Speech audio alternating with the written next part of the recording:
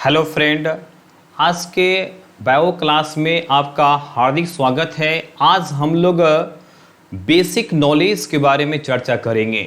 जो इंटर और जो नीट की तैयारी करने वाले विद्यार्थी हैं उनके लिए बेसिक नॉलेज काफ़ी इम्पोर्टेंट होता है, क्योंकि बायोलॉजिकल टर्म काफ़ी अधिक आते हैं और उनके बारे में विद्यार्थी यदि जानकारी रखते हैं तो एक अच्छे विद्यार्थी बनते हैं और अच्छी तरह उनकी जानकारी भी बढ़ जाती है। तो चलिए हम लोग शुरुआत करते हैं बायोलॉजिकल टर्म और इसका क्या मतलब होता है, क्या मीनिंग होता है, इसके बारे में चर्चा करने वाले हैं। चलिए शुरुआत करते हैं। जैसे सबसे फर्स्ट ऑफ ऑल अभी शुरू करते हैं। जैसे कहीं आपको दिखाई पड़े एम्फी, एम्फी दिखाई पड़े तो इसका मतलब क्या होता है? तो एम्फी का मतलब होता है बोथ। बोथ का मतलब दोनों ओर होता है, दोनों तरफ होता है बोथ का मतलब, ठीक है। जैसे आप इसके साथ में एक और जोड़ सकते हैं, जैसे बायोस। बायोस का मतलब आप जानते हैं लाइफ कहा जाता है। अगर हम ध्यान दें, दोनों शब्दों को ध्यान दें, इसमें एम्फी है और बायोस है तो इससे एक शब्द बन जाता है जिसको हम लोग कहते हैं एम्फीबियस कहते हैं। आप लोग पढ़े भी होंगे, एम्फीबियस कहते हैं। एम्फी मतलब बोथ और बायोस मतलब लाइफ, मतलब वैसा यह लिविंग है, वैसा लिविंग ऑर्गेनिज्म है जो लैंड और वाटर दोनों में रहने के लिए एडेप्टेड है, अनुकूलित है, ठीक है। जैसे आप कहते हैं टोड कहते हैं, टोड कहते हैं जिसे ट्री फ्रॉग के नाम से भी जानते हैं। जैसे सिंपल आप फ्रॉग कहते हैं, फ्रॉग कहते हैं, मेढक कहते हैं, यह कहते हैं सालमेंडर कहते हैं, यहाँ पर सालमेंडर कहते हैं, अर्थात आप यहाँ सालमेंडर कहते हैं। सालमेंडर हो गया, टोड हो गया, फ्रॉग हो गया। तो ये सभी जो है यहाँ पर ये क्या है? तो एम्फीबियस है। तो आपको समझ में आ चुका होगा। एम्फी दैट मीन्स बोथ और BIOS that means life. That means अगर ये शब्द बन गया, एम्फीबियस बन गया। और एम्फीबियस का एग्जाम्पल क्या हुआ? एम्फीबियस किसे कहेंगे? जो जल और स्थल दोनों में रहने के लिए एडेप्टेड होता है, अनुकूलित होता है। जैसे आप फ्रॉग कहते हैं, जैसे आप मेढक कहते हैं, ट्री फ्रॉग, टोड कहते हैं, सालमेंडर कहते हैं। तो ये तीनों एग्जाम्पल किसका है? एम्फीबियस का है। तो ये आपको समझ में आ गया होगा, ठीक है। चलिए अब आगे ध्यान देते हैं। तो पहला आपको इंपॉर्टेंट बताएं इसमें, दूसरा हम लोग ध्यान देते हैं, इसके बाद में आगे ध्यान देते हैं, ठीक है। अगर आपको कहीं मिल जाए यहाँ पर आर्की कहीं दिया हुआ रहे, बायोलॉजिकल टर्म में आर्की हमेशा आपको मिलेगा। जैसे आप पढ़ेंगे मोनेरा के बारे में तो आर्की मिलेगा। और आर्की मतलब क्या होता है? एंशिएंट होता है, एंशिएंट होता है। और एंशिएंट का मतलब क्या हुआ? प्राचीन हो गया, या आदि आप कहते हैं, आदि जीव कहते हैं। तो प्राचीन हो गया, यहाँ पर एंशिएंट हो गया और आर्की हो गया। अब कहेंगे सर आर्की से कैसे तैयार होगा? एक शब्द आपको देखते हैं कि Archie, Archie, Archie bacteria, Archie bacteria. अब ध्यान देते हैं, इसमें आर्की बैक्टीरिया लिखा गया। दैट मीन्स आर्की बैक्टीरिया जैसे ही यह लिखेगा आपके दिमाग में आ जाएगा कि यह बायोलॉजिकल टर्म है। तो आर्की आप बांट देंगे कि आर्की मतलब क्या होता है? प्राचीन होता है, आदि होता है। तो एंशिएंट बैक्टीरिया, एंशिएंट बैक्टीरिया को, आदि बैक्टीरिया को, जीवाणु को हम लोग एक आर्की बैक्टीरिया कहते हैं। काफी पहले का, शुरुआत का, प्रारंभिक का ये बैक्टीरिया है जिसे आप लोग आर्की बैक्टीरिया कहेंगे इसमें। और आर्की बैक्टीरिया जैसे आप लोग कहते हैं क्या? हेलोफाइल्स हो गया। अब देखिए हेलोफाइल्स, तो हेलोफाइल्स जो है वो क्या? तो आप कहेंगे सर यह आर्की बैक्टीरिया होता है, सर आर्की बैक्टीरिया होता है। और तो आर्की हेलोफाइल्स हो गया, ये आर्की बैक्टीरिया हो गया। जैसे हम लोग कहते हैं हेलो का मतलब क्या हुआ? तो हेलो का मतलब हो गया कि साल्टी सॉइल या साल्टी एरिया। तो हेलो का मतलब क्या हो गया? तो आप कहेंगे सर हेलो का मतलब होता है साल्टी होता है, नमकीन होता है, नमकीन क्षेत्र में ये डेवलप होने वाला ये बैक्टीरिया को हेलोफाइल्स कहा जाता है।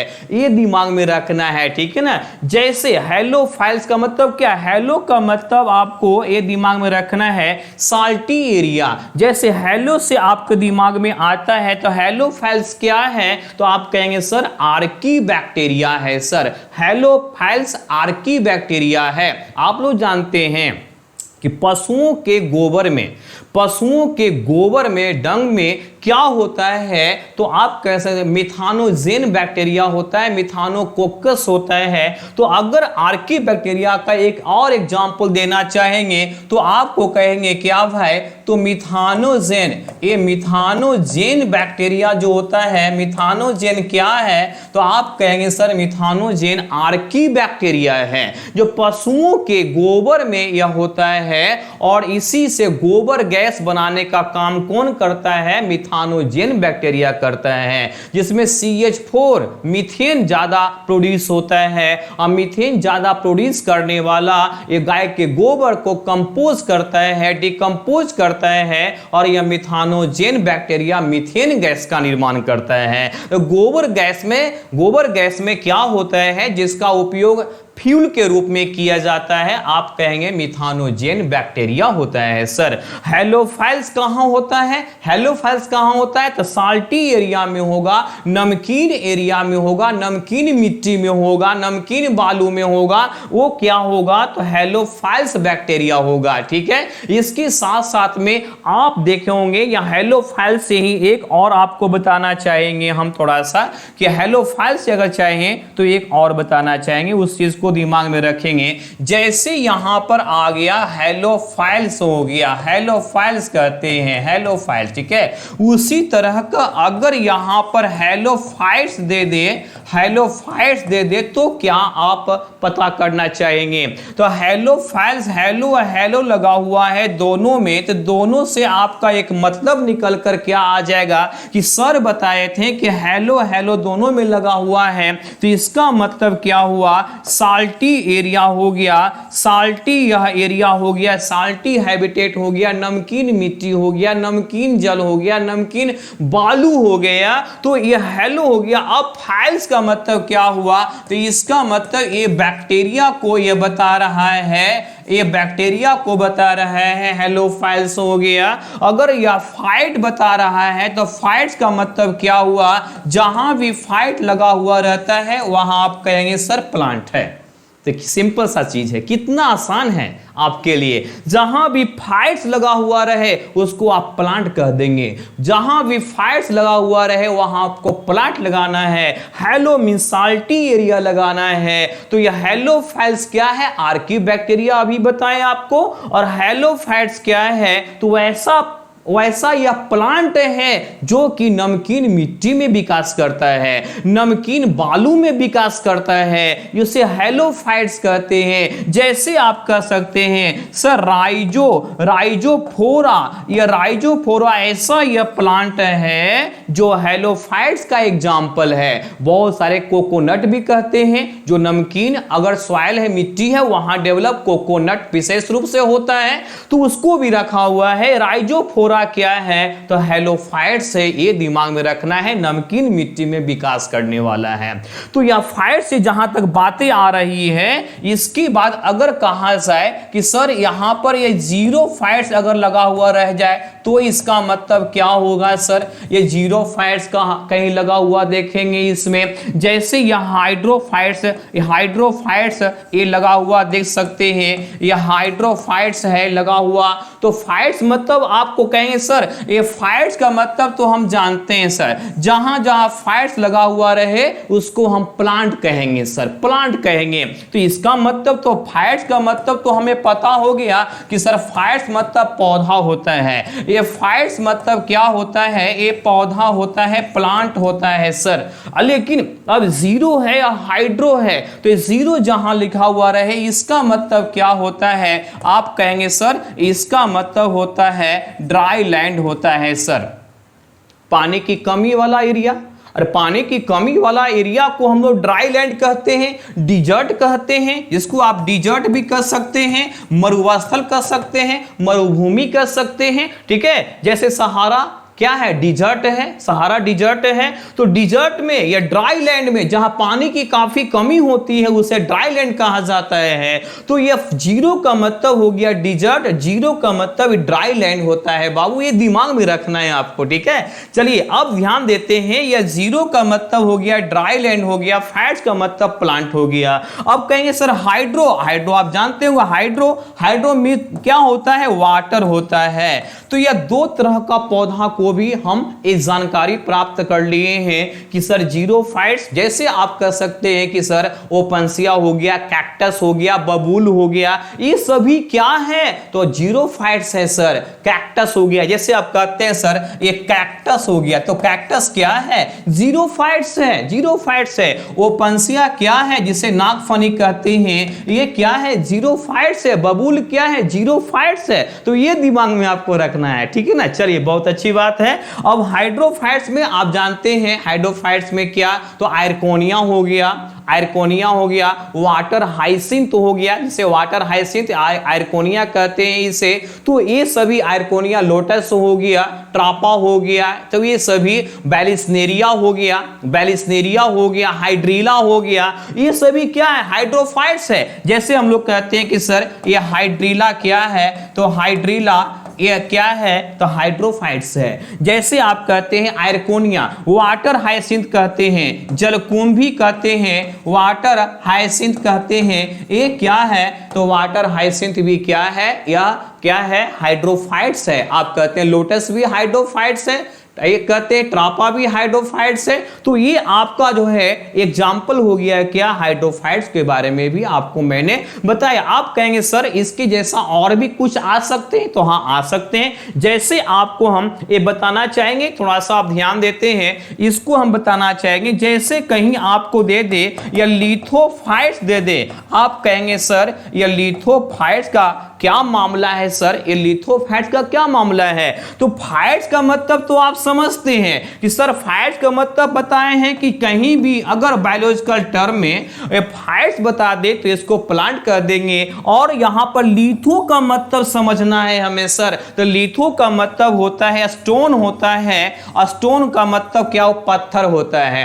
अब देखिए जो प्लांट पत्थर पर विकास कर जाए, जो प्लांट पत्थर पर विकास कर जाए, कहीं कहीं आप पहाड़ों पर जाते हैं घूमने के लिए, एंजॉय करने के लिए जाते हैं, हम लोग भी कभी कभी जाते हैं, वहां पर भी हम लोग देखते हैं लिथोफाइट्स देखते हैं, वह पत्थरों पर बहुत सारे आपको लाइकेन दिखाई पड़ते हैं, लाइकेन दिखाई पड़ते हैं। तो इस तरह का प्लांट को लिथोफाइट्स हम लोग कहते हैं। तो ये जो फाइट्स का मतलब है समझ में आ गया, हाइड्रो का मतलब समझ में आ गया, वाटर, लिथो का मतलब स्टोन समझ में आ गया, और इसके साथ साथ में आप कहेंगे सर और भी हमको समझ, जीरो का मतलब ड्राई लैंड समझ में आ गया, हैलो का मतलब क्या समझ में आ गया, आप कहेंगे सर हैलो, अगर हैलो लगा हुआ है, हैलो फाइट्स लगा हुआ है, तो क्या समझेंगे सर, तो हैलो का मतलब हो गया साल्टी एरिया हो गया, प्लांट हो गया, जैसे राइजोफोरा हो गया। तो ये सभी को दिमाग में रखना है, कैसे हमको याद करना है। तो यहां पर हैलो का मतलब साल्टी एरिया, जीरो का मतलब सूखा हुआ एरिया, मरुस्थल, और इसके साथ साथ में अगर हम कहें हाइड्रो का मतलब जल का पौधा, जलीय पौधा हो गया, लिथो का मतलब पत्थर पर विकास करने वाला पौधा हो गया। तो शायद आपको समझ में आ गया होगा अच्छी तरह से। चलिए अब हम लोग आगे कुछ स्टार्ट करते हैं। जैसे हम लोग कहा जाए इसके बाद में, जैसे हम लोग कहते हैं कहीं कहीं आपको मिला हुआ मिलेगा? ऑटो मिलेगा। अब ऑटो के साथ में हम एक शब्द जोड़ते हैं, ट्रॉफिक जोड़ देते हैं। ऑटो ट्रॉफिक जोड़ते हैं, ये दो शब्द से बना हुआ है। अब ऑटो ऑटो है और ट्रॉफिक है, दो शब्द से बना हुआ है। ऑटो का मतलब क्या हुआ? तो आप कहेंगे सर सेल्फ हो गया। और ट्रॉफिक का मतलब क्या हुआ? तो आप कहेंगे सर ट्रॉफिक का मतलब न्यूट्रिशन होता है सर, न्यूट्रिशन होता है। मतलब स्व और यह पोषण, स्व पोषण, जो स्व पोषण मतलब अपना भोजन का निर्माण स्वयं करता है। जैसे जितने भी हरे पेड़ पौधे होते हैं वो सभी के सभी, all the green plants are example of autotrophs, autotrophic. ठीक है, तो आप जितने भी ग्रीन प्लांट्स होते हैं, ग्रीन प्लांट्स होते हैं, सभी के सभी ऑटोट्रॉफिक का एग्जाम्पल होते हैं। ये दिमाग में आपको रखना है। जैसे कहीं कहीं आपको ऑटोट्रॉफिक ग्रीन प्लांट तो आपको मिल गया, आप कहेंगे सर ये फंगी का क्या चक्कर है सर, ये फंगी का क्या चक्कर है सर? इसका तो हम समझ में आ गया। ऑटोट्रॉफिक का मतलब जितने भी ग्रीन प्लांट होते हैं वह अपना भोजन का निर्माण स्वयं करते हैं। और कैसे करते हैं? तो यहां पर थ्रू फोटोसिंथेसिस, जो फोटोसिंथेसिस के द्वारा कार्य करते हैं, भोजन का निर्माण करते हैं। ठीक है, अब फंगी का क्या चक्कर है सर? तो फंगी को क्या ऑटोट्रॉफिक कहा जा सकता है? आप कहेंगे नहीं। क्यों? क्योंकि इसमें chlorophyll is absent, chlorophyll absent होता है। और क्लोरोफिल मतलब ग्रीन पिगमेंट होता है, ग्रीन मतलब हरा। अब हरा रंग है, हरा पिगमेंट का मतलब वर्णक हो गया, हरा रंग होता है। तो क्लोरोफिल जो है उसके कारण यह है all plants are become green हो जाता है। जैसे आप कह सकते हैं कि सर क्लोरोफिल है वह विभिन्न तरह का होता है। क्लोरोफिल ए जैसे हम लोग कहते हैं C55 होता है, H72 होता है, O5 होता है, N4 होता है और Mg होता है। इसलिए आप कहते हैं कि सर क्लोरोफिल में कौन सा धातु होता है? आप मार देंगे सर यह मैग्नीशियम होता है, मैग्नीशियम होता है। तो यहां पर C कार्बन 55 एटम मिलकर बनता है। ठीक है ना, ये देखिए क्लोरोफिल कितना यह आश्चर्य, कितना मिरेकल्स यह केमिकल यह होता है। क्लोरोफिल ए में, बी में, सी में, सब में होता है। क्लोरोफिल ए काफी इंपॉर्टेंट है। क्लोरोफिल ए कार्बन इसमें 55 एटम होता है और हाइड्रोजन 72 होता है, ऑक्सीजन 5 होता है,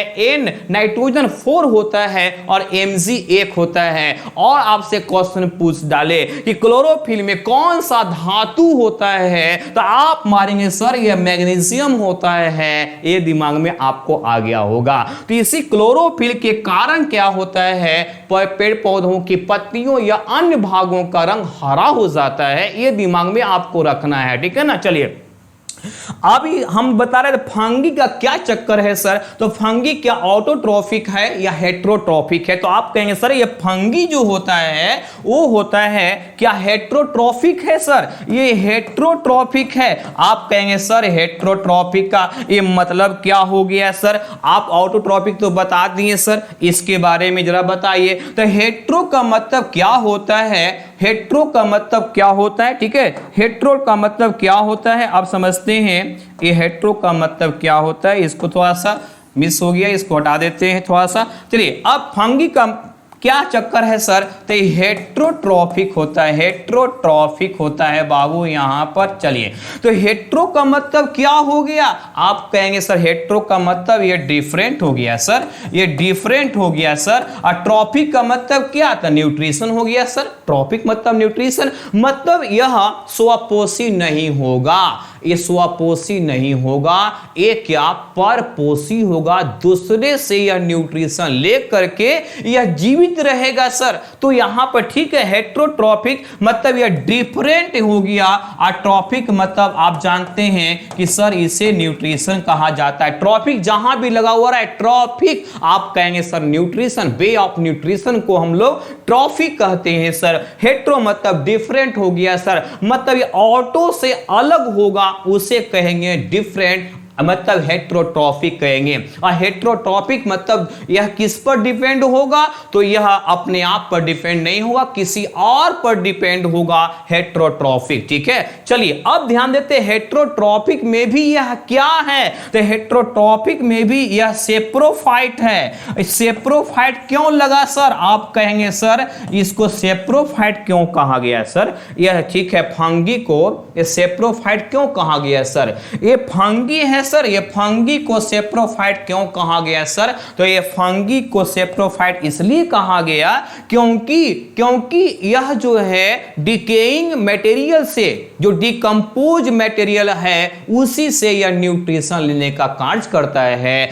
मतलब हिंदी में आप कहेंगे मृत जीवी कहेंगे, मरे हुए पदार्थों से यह पोषण प्राप्त कर लेता है, न्यूट्रिशन ग्रहण कर लेता है। सेप्रोस का मतलब होता है डिकेइंग मटेरियल्स होता है, और फाइट्स का मतलब क्या होता है, प्लांट होता है। तो decaying सेप्रो that means decaying material, जो मटेरियल सड़ रहा है गल रहा है उसी से यह न्यूट्रिशन प्लांट, न्यूट्रिशन को ऑब्टेन करने वाला, ग्रहण करने वाला एक प्लांट होगा जिसे हम लोग कहेंगे सेप्रोफाइट कहेंगे। तो फंगी इज एग्जांपल ऑफ क्या, तो आप कहेंगे सर सेप्रोफाइट्स। सेप्रोफाइट्स ये दिमाग में आपको रखना है, फंगी क्या है, सेप्रोफाइट है, ये दिमाग में आपको रखना है। ठीक है, चलिए आगे ध्यान देते हैं। इसके बाद थोड़ा सा आप जानकारी प्राप्त बढ़ाएंगे हम लोग। अगर आपको कहीं कहीं दिखाई पड़े, हम अब ध्यान देते हैं, इसमें माइको दिमाग में आ जाता है और दूसरा फाइको दिमाग में आता है, ये बड़ी परेशान करता है,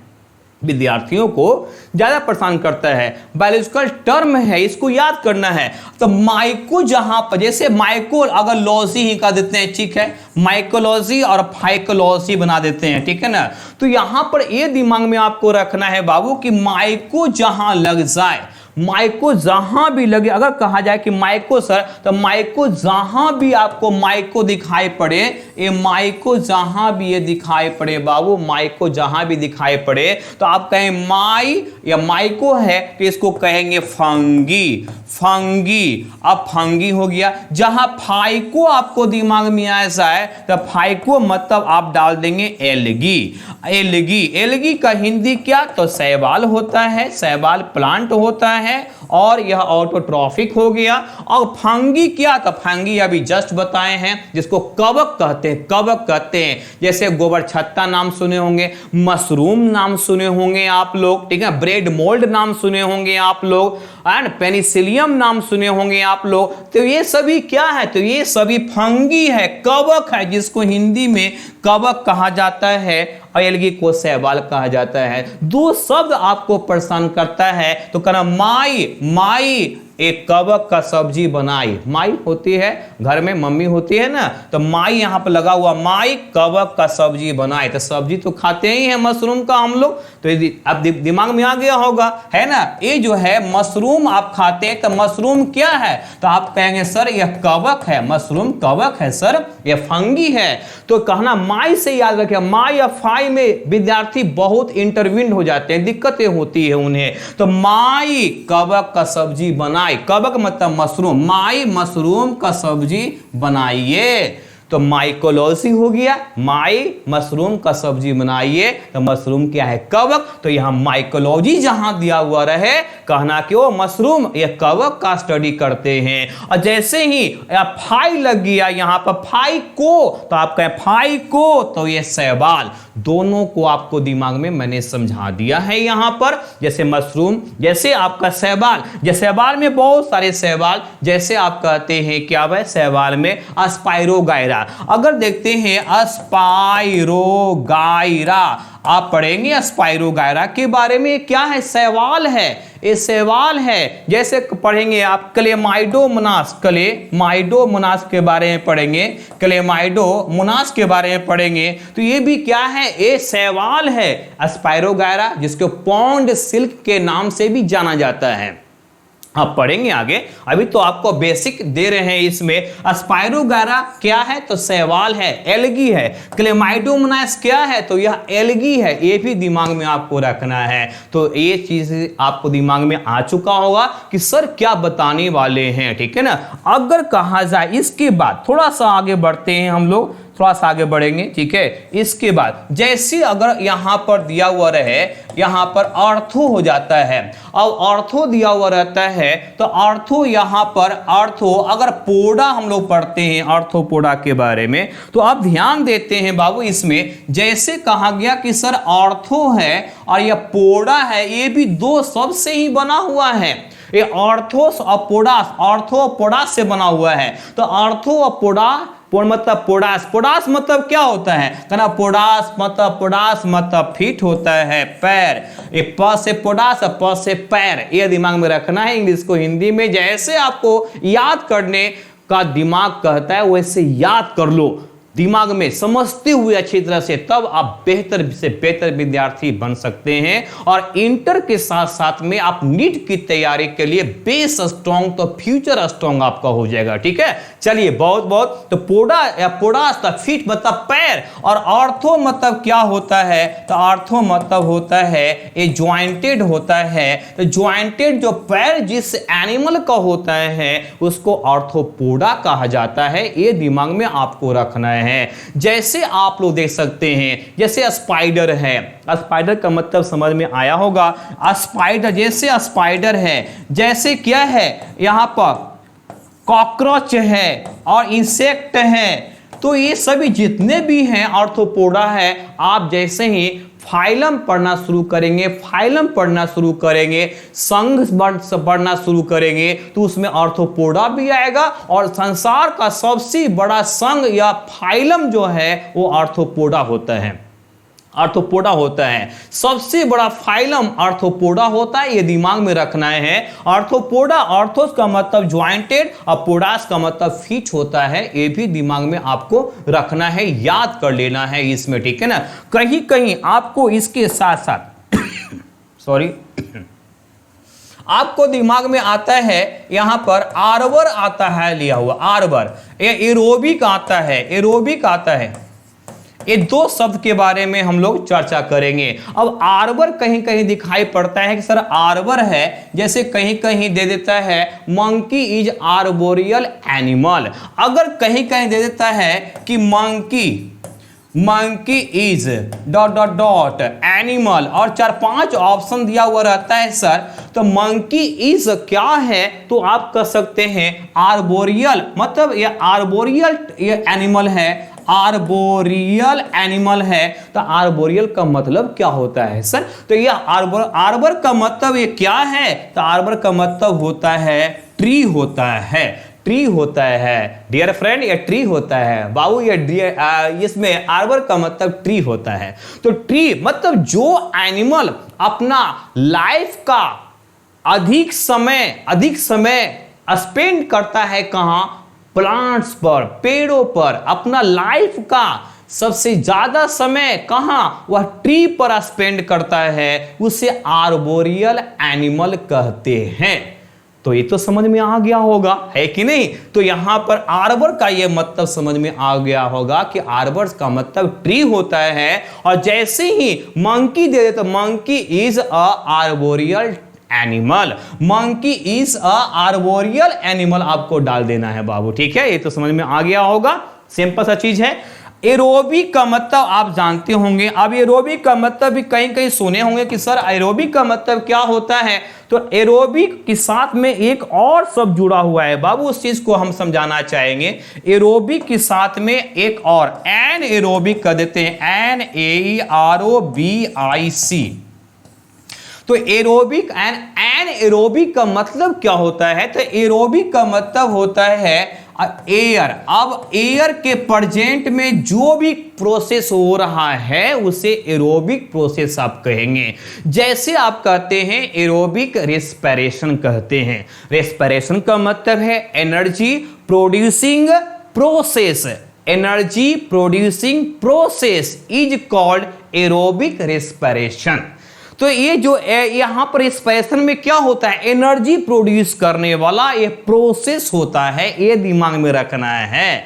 ये रेस्पिरेशन का मतलब क्या होता है, श्वसन का मतलब क्या होता है, तो रेस्पिरेशन का सीधा मतलब होता है कि एनर्जी प्रोड्यूस करने वाला ये प्रोसेस है जो सेल के अंदर होता है, और सेल के अंदर जब एयर के प्रेजेंट में हो रहा है, जब एयर दैट मींस O2 के प्रेजेंट में हो रहा है, और इसीलिए इसका नाम पड़ता है क्या, एरोबिक रेस्पिरेशन। तो पहला बताएं कि रेस्पिरेशन मतलब क्या हुआ, एनर्जी प्रोड्यूसिंग करने वाला प्रोसेस को हम लोग रेस्पिरेशन कहते हैं, और यह सेल के अंदर होता है, इसलिए इसको सेलुलर रेस्पिरेशन भी कहते हैं। और यह माइटोकॉन्ड्रिया में O2 के प्रेजेंट में होता है, और इसलिए इसे हम लोग एरोबिक रेस्पिरेशन कहते हैं। तो एरोबिक मतलब एयर, जो एयर से संबंधित होगा, एयर मतलब जैसे हो गया या O2 है, CO2 है, तो इसको हम लोग एरोबिक रेस्पिरेशन कहते हैं। तो एरोबिक रेस्पिरेशन कहाँ होता है, तो आप कहेंगे सर सेल के अंदर होता है, माइटोकॉन्ड्रिया होता है, और इसी माइटोकॉन्ड्रिया में एरोबिक का हिंदी क्या, अच्छा हिंदी तो वायवीय कह देते हैं, इसे वायवीय कहते हैं, वायवीय श्वसन आप जानते हैं। चलिए इसके बाद एनएरोबिक, देखिए इसमें एन जहां लग जाए, अगर आप कहें सर एन का मतलब क्या होता है, तो एन जहां अगर लग जाए तो एन का मतलब आप कह देंगे नो। एरोबिक का मतलब आप जानते हैं एयर, अगर एयर नहीं है तब हो रहा है यहां पर एनर्जी प्रोड्यूसिंग का कार्य हो रहा है, रेस्पिरेशन हो रहा है, तो उसको हम लोग कहेंगे एनएरोबिक रेस्पिरेशन कहेंगे। तो ये भी दिमाग में आ गया।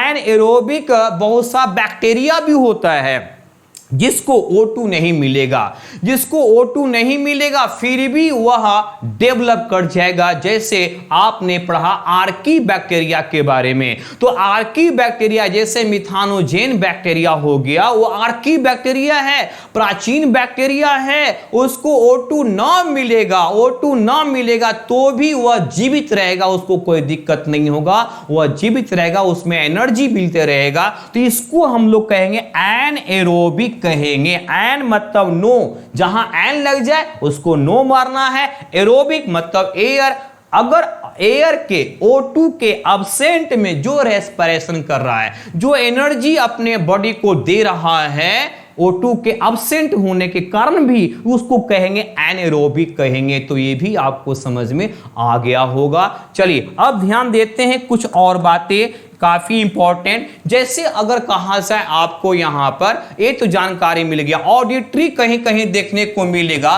ऑडिटरी मिलेगा यहां पर। ऑडिटरी मतलब क्या होता है, आप कहेंगे सर यह हियर से संबंधित है, ऑडिटरी का मतलब यह हियर से संबंधित है। हियर का मतलब क्या होता है, सुनना ही होता है किसी बात को, वह सेंस लेना, साउंड हो गया मतलब सीधा।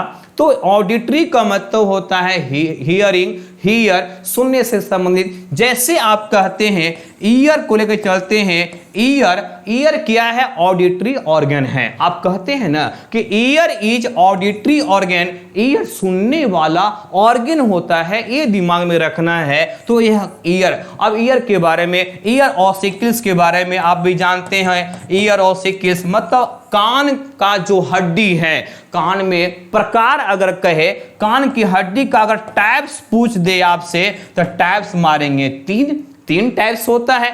अगर टोटल नंबर पूछ दे ईयर ऑसिकल्स का, ये टोटल अगर नंबर पूछ दे कि ईयर ऑसिकल्स में टोटल नंबर कितना होता है, 6 होता है, 3 राइट में और 3 लेफ्ट में। 3 राइट में ईयर ऑसिकल्स मतलब कान की हड्डी होती है, और 3 इधर होता है, तो 3 कितना, 6 हो गया बाबू। तो अगर टोटल नंबर ईयर ऑसिकल्स पूछ दे तो 6, अगर टाइप पूछे तो 3, नाम पूछे तो मैलियस, इंकस, स्टेपस। और स्टेपस जो होता है वो हमारे बॉडी का सबसे छोटा ऑसिकल्स हड्डी होता है जो कान में होता है। मैलियस नहीं, इंकस नहीं, स्टेपियस होता है या स्टेपस होता है जो हमारे शरीर की सबसे छोटी हड्डी होता है वो कान में, नाम क्या, स्टेपियस या स्टेप्स कहते हैं उसको हम लोग, ये दिमाग में रखना है, ठीक है ना। तो आप लोग को जानकारी देना था, इसमें काफी इंपॉर्टेंट ये जानकारी आपको हम दे पा रहे हैं इसमें। चलिए अब ध्यान देते हैं, कहीं कहीं आपको ये तो समझ में आ गया होगा, चलिए इसको हमेशा पढ़ते भी रहेंगे, याद करते भी रहेंगे। कहीं भी आपको अगर एंड्रो दे दे या एंड्रो दे दे, तो एंड्रो का मतलब क्या होता है, तो एंथो दे दे चाहे एंड्रो दे दे, कहीं कहीं आपको दे दे एंड्रो। अगर यहां पर एंड्रो दे दे तो एंड्रो का मतलब आप मेल मारिएगा, ठीक है, एंड्रो दे दे तो मेल मारिएगा। और एंथर से संबंधित जैसे एंथेरिडियम दे दे, एंथेरिडियम अगर दे दे इसमें, तो ये भी यहां पर एंथर है। तो एंथर किसका, ये एंथेरिडियम में एंथर जो लगा है यहां पर ANTHER लगा है बाबू। तो एंथर का मतलब क्या, तो आप जानते हैं कि अगर आप फ्लावर पढ़ेंगे तो यहां पर एंड्रो मतलब एंड्रोसियम, मेल पार्ट होता है फ्लावर का, एंड्रोसियम। अगर कहा जाए इसमें सिंपल सा चीज, अगर एक फिगर आपको बना देते हैं इसमें, जैसे अगर कहा जाए ये क्या है बाबू, तो आप कहेंगे सर ये जो है यहाँ क्या है, तो यह क्या है, तो आप कह सकते हैं कि सर यह स्टेमन है, यह स्टेमन है। तो यहां पर अगर कहा जाए कि ये क्या है, तो कहेंगे सर यह एंथर है, एंथर है। ये क्या है, कनेक्टिव है, ध्यान देते हैं, ये कनेक्टिव है। और ये क्या है, तो आप कहेंगे सर यह फिलामेंट होता है। तो यह पूरा बॉडी का नाम यहाँ क्या है, तो स्टेमन है, पुष्प का ये मेल भाग है जिसको स्टेमन कहते हैं हम लोग। तो यहाँ एंड्रो मतलब मेल मारना है दिमाग में, एंड्रोसियम जैसे आप कहते हैं। जैसे एंड्रो से क्या नाम आया, तो आप कहेंगे सर एंड्रो से एंड्रोसियम होता है जिसको हिंदी में पुमंग कहते हैं, और पुष्प का यह नर भाग होता है जिसे पुमंग कहते हैं, ठीक है ना। और जैसे ही एंथेरिडियम अगर आ जाए तो ये भी एंथर से बना हुआ है और इसलिए मेल भाग को यह इंडिकेट कर रहा है। और इसी एंथर में पॉलन ग्रेन का निर्माण होता है, इसी एंथर में पॉलन ग्रेन्स का निर्माण होता है, ये दिमाग में रखना है। तो ये सिंपल सा आपको जो वर्ड है जो काफी आपके लिए इंपॉर्टेंट होगा फ्यूचर के लिए, क्योंकि ये सभी शब्द आपको फ्यूचर में आने वाले हैं। तो इसको दिमाग में आपको रखना है, याद कर लेना है। कहीं कहीं आपको ये शब्द देखने को मिलेगा जब आप पढ़िएगा, बुक पढ़िएगा, तो एमाइलेज आपको देखने को मिलेगा। अच्छा, एमाइलेज किससे बना हुआ है, तो एमाइलेज है क्या, तो आप कहेंगे सर एमाइलेज जो है वह एक तरह का एंजाइम होता है सर। चूंकि ASE अंतिम में देखिए ASE लगा हुआ है बाबू। जैसे अगर कहते हैं लाइपेज कहते हैं, ये आप पकड़िएगा, लाइपेज ASE अंतिम में इसमें भी लगा हुआ है, लाइपेज लगा हुआ है, ठीक है ना। तो एमाइलेज हो गया, ए लाइपेज हो गया इसमें, ठीक है ना। तो ये दो शब्द के बारे में और भी हैं, जैसे प्रोटीएज हो गया, जैसे आप कहते हैं प्रोटीएज हो गया जो प्रोटीन को डाइजेस्ट करता है, न्यूक्लिएज हो गया, न्यूक्लिएज हो गया, न्यूक्लिएज एंजाइम हो गया। अब देखिए आप कहेंगे sir ASE ASE ASE ASE सब में ASE लगा हुआ है सर, इसका मतलब ase, amylase, lipase, protease, nuclease.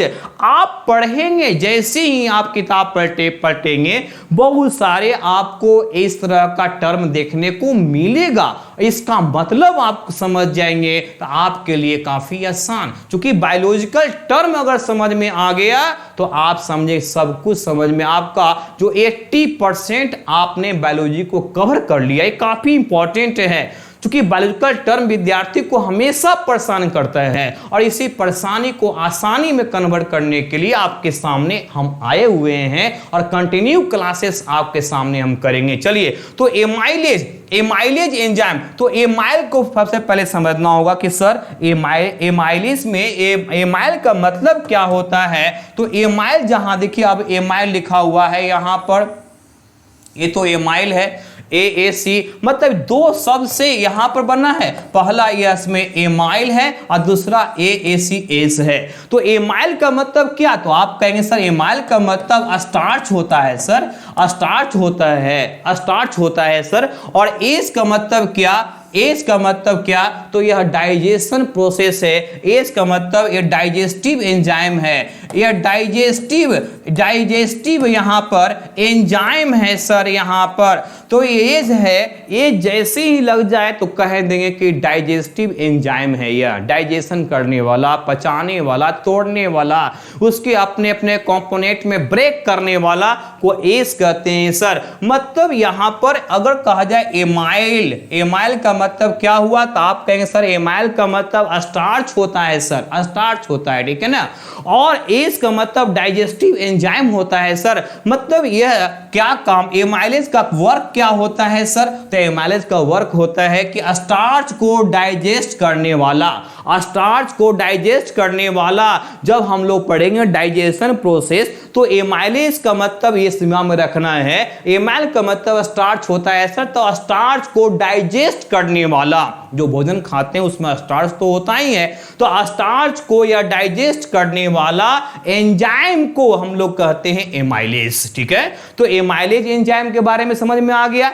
Starch को डाइजेस्ट करने वाला एंजाइम को हम लोग कहते हैं एमाइलेज। दूसरा है लाइपेज, और लाइपेज ओ AAC लगा हुआ है, इसमें भी लाइप यहां पे लगा हुआ है। तो लाइप मतलब आप कह देंगे सर वो लिपिड हो गया सर, लिपिड, LIP लिखा है, D नहीं लिखा है सर, तो लिप लिखा है। और लिप का मतलब हो गया लाइपेज, यहां पर लिपिड से संबंधित है। तो लिप का मतलब क्या होगा, आप कहेंगे सर फैट हो गया, चर्बी को तोड़ने वाला। जैसे हम लोग पूरी कचौड़ी सब खाते हैं यहाँ पर, तो पूरी हो गया तो उसमें क्या होता है, तो तेल होता है, तो वो क्या लिपिड है, फैट है, ठीक है ना। घी खाते हैं, डालडा खाते हैं, तेल खाते हैं, तो उसमें क्या, उसको हम लोग फैट कहते हैं, उसमें फैट हो गया, ठीक है ना। अब फैट को तोड़ने वाला, तो फैट को तोड़ने वाला को हम लोग कह देंगे लाइपेज। AAC का मतलब डाइजेस्टिव एंजाइम आपको बताएं अभी, तो AAC मतलब यह फैट को तोड़ने वाला एंजाइम को हम लोग कह देंगे क्या, लाइपेज कह देंगे, लाइपेज कह देंगे, ठीक है ना। जो यह फैट को किस में तोड़ता है, फैटी एसिड और ग्लिसरॉल में तोड़ता है। बाबू ये दिमाग में रखना है, फैटी एसिड और क्या, ग्लिसरॉल में तोड़ने का काम करता है। प्रोटीएज, अरे प्रोटीएज का मतलब क्या था, प्रोटीन से बना हुआ, ये प्रोटीन को तोड़ने वाला एंजाइम को हम लोग क्या कहेंगे, प्रोटीएज कहेंगे। न्यूक्लिएज, न्यूक्लियस को तोड़ने वाला, न्यूक्लियस को तोड़ने वाला एंजाइम को, न्यूक्लियस को तोड़ने वाला, सेल के अंदर न्यूक्लियस होता है आप जानते हैं, और इसी न्यूक्लियस को तोड़ने वाला एंजाइम को, ब्रेक करने वाला एंजाइम को न्यूक्लियस कहते हैं। और आप शायद पढ़े होंगे लाइसोसोम, लाइसोसोम में ये एंजाइम होता है, लाइसोसोम में, जिसको suicidal bag of the cell कहते हैं। कोशिका की आत्महत्या की थैली किसे कहते हैं, लाइसोसोम को कहते हैं, लाइसोसोम को कहते हैं। लाइसोसोम में क्या, तो न्यूक्लियेज एंजाइम होता है, जो कि न्यूक्लियस को भी, कोशिका के न्यूक्लियस को भी डाइजेस्ट कर देता है, तोड़ देता है। तो no nucleus no life of cell, no nucleus no life of cell, आपको दिमाग में ये रखना है, ठीक है। तो आज का क्लासेस यहीं तक हम रखेंगे और फिर नेक्स्ट क्लासेस आपको लेंगे। तब तक के लिए thank you very much. Next class में भी आपका स्वागत है, बहुत जल्द ही नेक्स्ट क्लास हम रखेंगे। तब तक के लिए धन्यवाद। I wish you good luck.